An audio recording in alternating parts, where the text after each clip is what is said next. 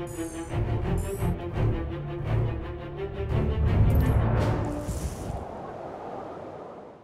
guys, today I wanted to do a commentary about the Venus Project. For those of you who don't know about this, I basically watched a documentary called Future by Design in 2011 on Netflix, and it is an amazing documentary that completely changed the way I looked at the world and everything.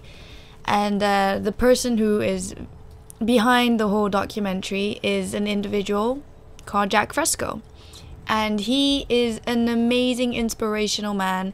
And if there was one person I would like to meet before I die, or before he dies really, because he's quite old, it would be Jacque Fresco. And I'm gonna talk about him just because I was looking at Planetside 2, and I was just thinking about the designs and the future, and I was thinking, God, this reminds me of this film I was watching, and about this really inspirational guy I really like. And I decided, yeah, why not make a a commentary about this guy. So here it goes. And also his idea has really impacted this feature film project that I'm doing right now, and has really inspired the setting in which it'll be made, if it was going to be made. So to start off, who is Jacque Fresco? Jacque Fresco is by all means a futurist. He is self-educated, meaning he actually didn't go to school or didn't get any qualifications. However, even though he didn't get any real proper education, he is a structural designer, an architectural designer, a philosopher of science, a concept artist, an educator, and he's just really inspirational because he's done all of this without going to university or to school. Basically, when he was a child, he decided that school wasn't for him just because he had to conform to a system which he didn't like. You guys can check out my other video which I talk about what best education system fits for you guys, which talks about this. But above everything else, he's a futurist, and don't get this confused with the art movement futurism. It has nothing to do with it. A futurists are basically scientists or individuals who try to predict the future society or the life on Earth.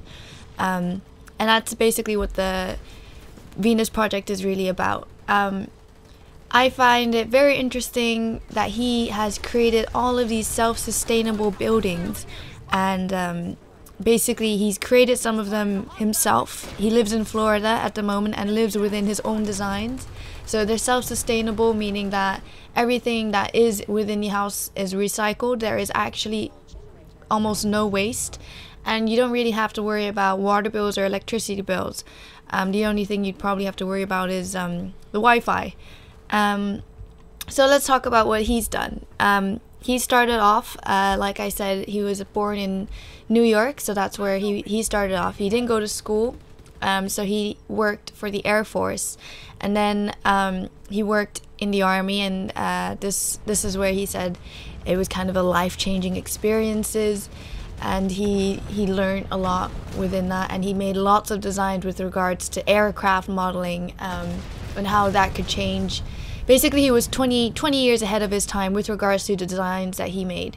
He also designed a thing called a trend home.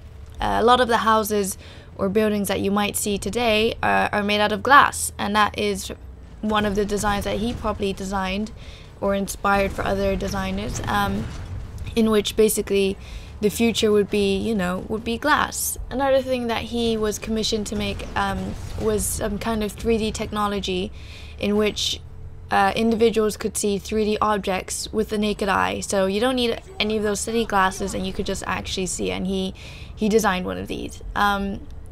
He did lots of scientific research, and he did lots of experimentation. However, just because a lot of work that he was doing and a lot of designs that he was doing, he didn't actually really get paid for them, so that kind of got discontinued. And he actually did a lot of designs and structures for a lot of films. Obviously his concept design would come into that. So Jacque Fresco is my inspiration as an individual because he looks at everything and everybody with a really fresh eye and brings you outside of the box. And as a kid, I was always always think outside of the box, and it's really, really hard to do this actually, because you are created and molded as an individual by society and culture, and and the way he looks at it is very different and very fresh. And although I've traveled around the world, seen many different cultures and people, he has really placed himself in other people's shoes, and he understands a person for who they are, but mostly why they are what they are. So this is something that only probably psychiatrists do and not normal individuals. This takes away all of the blame and hatred you can have towards a person, because they're formed by society and culture. So you can't really blame them for what they are or what they do, just because that's how they've been molded. And Jacque basically persuades you that there are other options in which this division or misunderstanding between peoples can be eliminated by creating a completely new society in which everybody is truly equal. Because the powerful jobs like controlling countries, resources, or something that sells in the market like Apple products or something have been taken by computers. And there is no real threat of war or famine, drought, or any other disaster, probably besides the political, philosophical, and social, because everything is controlled.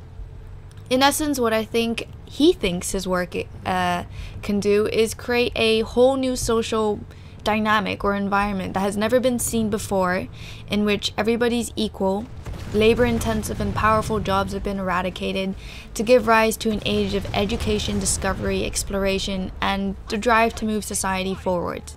So that's what I think he thinks his work is.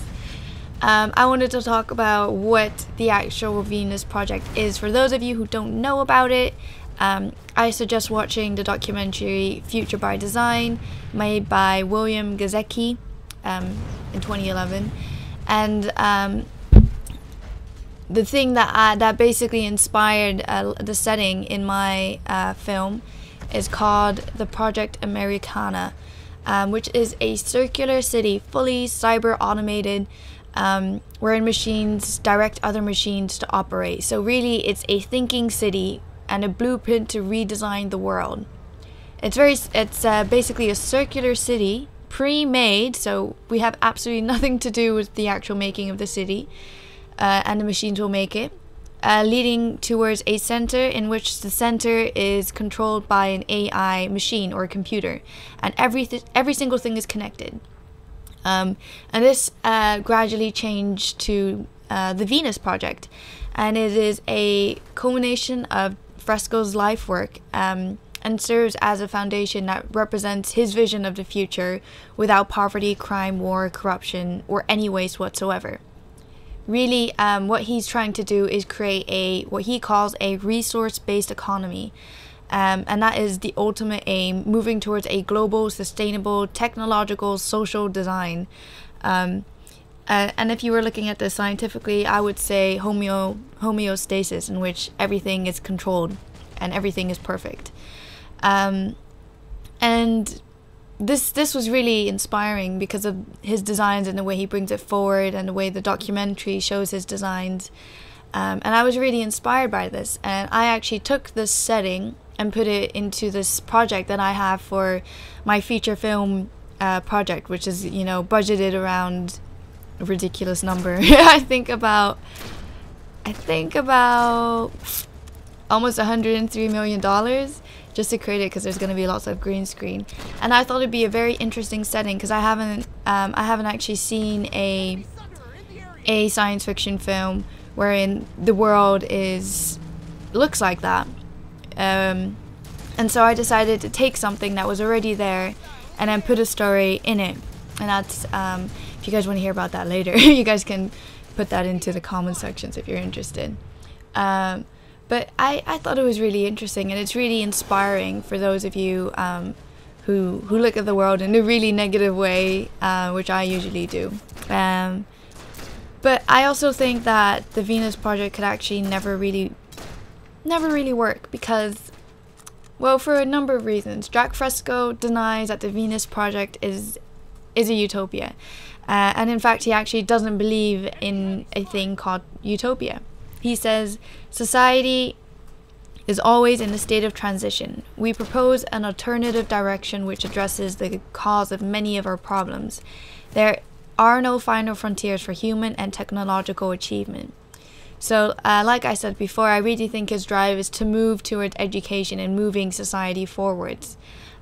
However, I find it hard not to see the Venus Project or resource-based economy as a utopian project, just because everything is so contained, so well preserved, and I think it's doomed to fail, like many other social ideologies like Marxism, socialism, communism, and fascism.